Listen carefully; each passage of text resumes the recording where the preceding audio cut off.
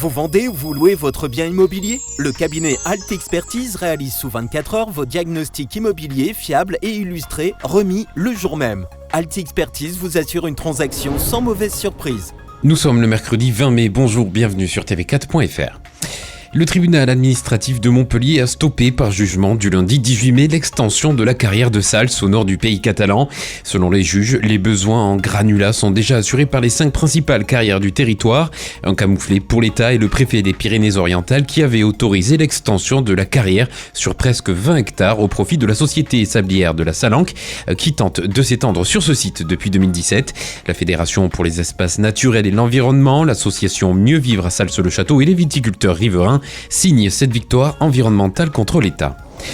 Dans la nuit du lundi 18 au mardi 19 mai, au domicile d'un particulier vers 4h du matin, un homme âgé d'une trentaine d'années aurait tenté de poignarder ses convives à l'aide d'un couteau avant de donner des coups de marteau à un autre.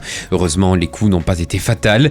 Les 2 blessés dont le pronostic vital n'est pas engagé ont été pris en charge par les secours. Le mis en cause a été placé en garde à vue alors que les investigations se poursuivent afin de comprendre le déroulé des faits.